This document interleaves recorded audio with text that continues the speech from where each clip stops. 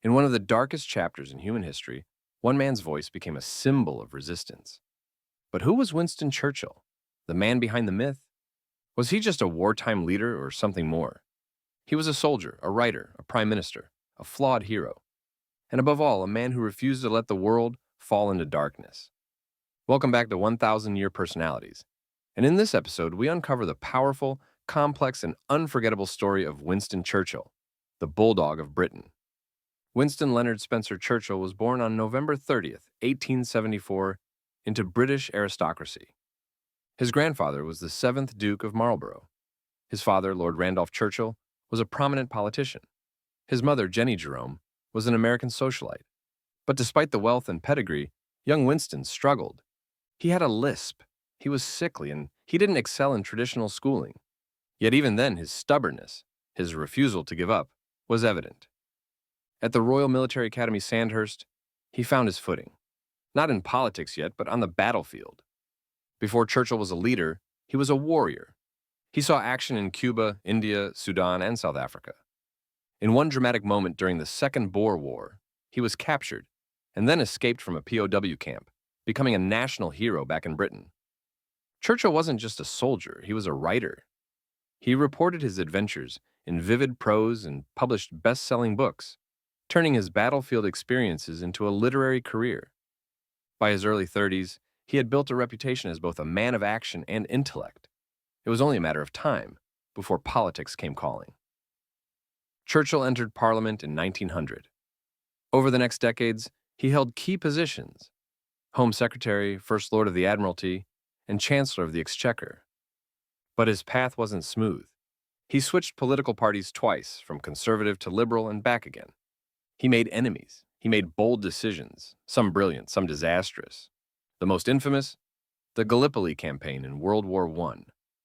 An ambitious plan to break through the Ottoman Empire ended in horrific failure and thousands of Allied casualties.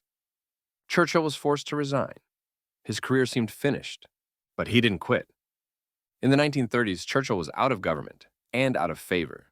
Many thought he was done. But while others turned a blind eye to the rise of Adolf Hitler, Churchill was watching. He warned Parliament, the public, and anyone who would listen. Germany is arming. Europe is drifting to war. People ignored him, called him a warmonger. But history was about to prove him right.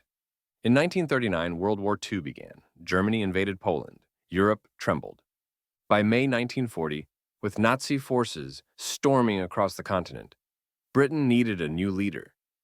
They turned to the one man they once doubted, the one man who had warned them all along.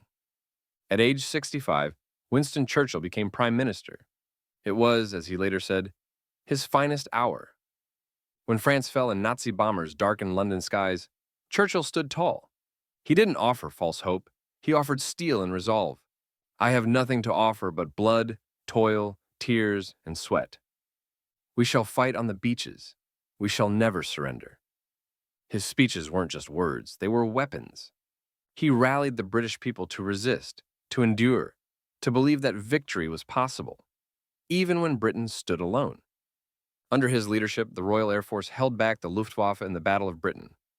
The Blitz raged, but the British spirit did not break. Churchill knew Britain couldn't win the war alone. He formed crucial alliances, especially with Franklin D. Roosevelt in the U.S. and Joseph Stalin in the Soviet Union. Together they became the Big Three. But Churchill also saw the danger in replacing one tyrant with another. He distrusted Stalin and predicted a post-war Iron Curtain descending over Eastern Europe. His warnings were ignored. Again, in 1945, the Allies achieved victory. Germany surrendered. The war in Europe was over. Churchill had helped save the free world. And then, he lost the election. Yes, you heard that right. Just months after leading Britain to triumph, voters chose a new government focused on rebuilding. Churchill was out, again, but he didn't fade. Churchill returned as Prime Minister in 1951, serving until 1955. But by then, age and health were catching up with him. He suffered multiple strokes. His speeches slowed. His once fiery presence dimmed. Still, he remained an icon, a symbol of leadership, defiance, and eloquence. In 1953, he was awarded the Nobel Prize in Literature, not for politics, but for his mastery of history, biography, and oratory. Churchill retired from public life in 1955. He spent his last years painting, writing, and reflecting. On January 24, 1965, Winston Churchill passed away at age 90. His funeral was the largest state funeral in Britain since the Duke of Wellington. Leaders from over 100 nations attended. Even his old rivals came to honor the man who had once stood between them and oblivion. He was buried in the quiet English countryside. Churchill was not perfect.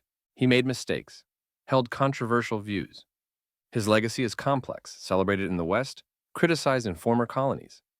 But few doubt this: when civilization was under siege, when freedom seemed doomed, it was Churchill's voice that steadied the world. He once said, "Success is not final. Failure is not fatal. It is the courage to continue that counts." That courage, that unshakable spirit, is what defined him. Winston Churchill didn't just lead a country. He carried a continent on his back. One speech, one decision, one sleepless night at a time. In times of peace, we need vision. In times of war, we need will. Winston Churchill had both. A man born in privilege, tested by failure, and forged by fire, who became the voice of resistance in humanity's darkest hour. Thank you for watching 1000 Year Personalities. If Churchill's journey moved you, hit like, subscribe, and share with someone who loves history. And remember, sometimes a